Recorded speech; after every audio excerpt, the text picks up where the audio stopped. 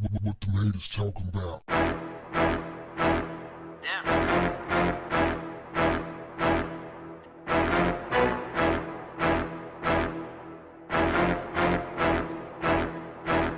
What's up, family?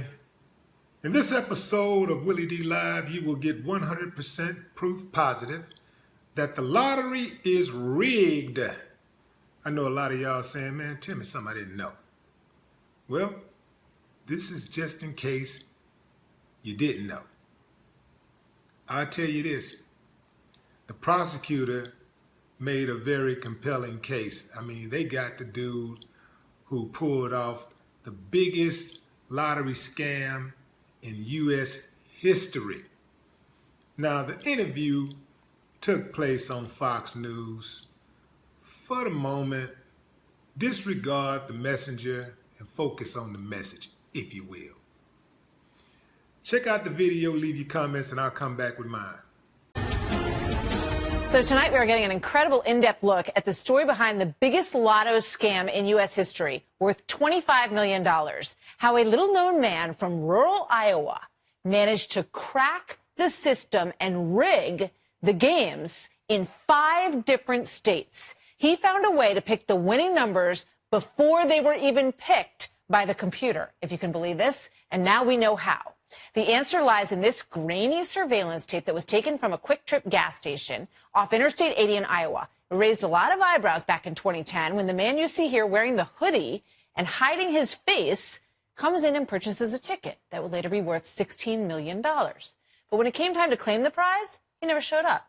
His lawyer did, just 2 hours before the deadline, demanding that they wire the money to a bank in Belize. Something did not smell right. So that put the FBI in the position to put this young prosecutor named Rob Sand on this case. And he found some disturbing similarities in winning tickets that were sold on the same dates each year. May 27th, November 23rd, December 29th. All the winning tickets sold on those days happened to be purchased by friends and acquaintances of one man. His name was Eddie Tipton, and he happened to be a top IT worker at the agency that coordinates the lotteries between the states. Rob Sand, the man who cracked this case, joins me now. Rob, good to see you tonight. This is quite a story. Thank you very much, Martha. So, you know, for people who are not computer hackers, explain in layman's terms, how did he do this? Essentially, he had the job of writing code to pick the window numbers, and what he did was he added just a couple lines of code that would enable him on certain days of the year to actually use a formula to know what the numbers would be.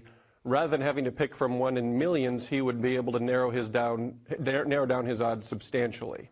I mean, it's incredible. And when you got this case kind of tossed onto your desk as a young prosecutor, and you start looking at this video and you start kind of piecing things together, how did you begin to crack this case?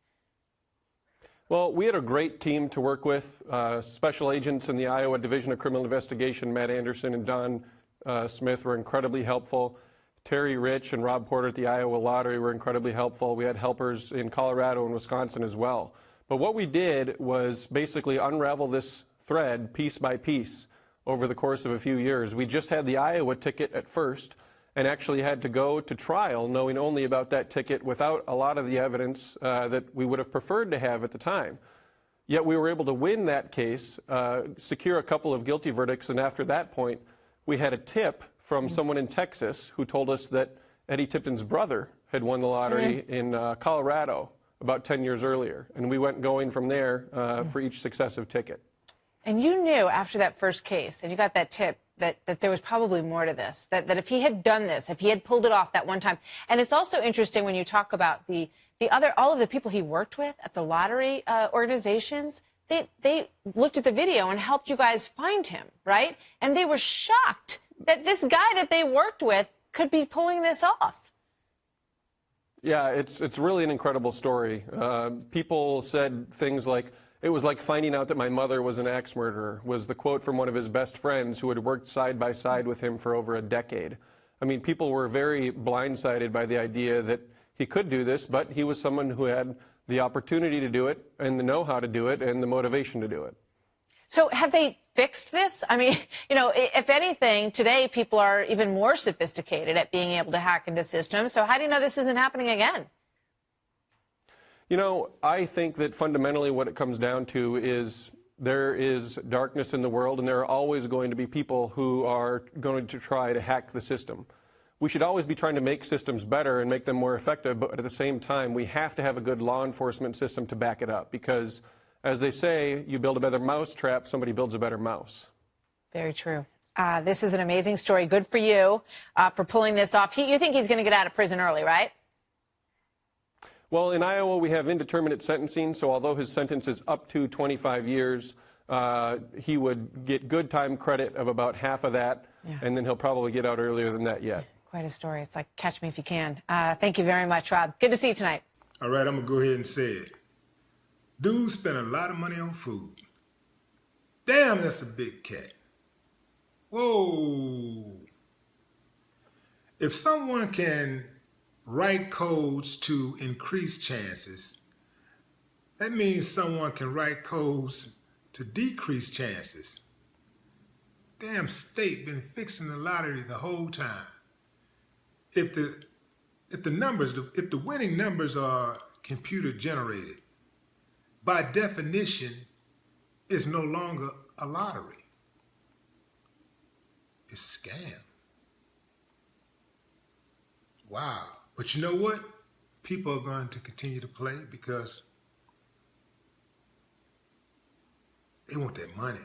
People trying to get to that money. And they figure like at some point it's going to be their turn. I thought the lotto numbers were always manually drawn. I had no idea that they were computer generated.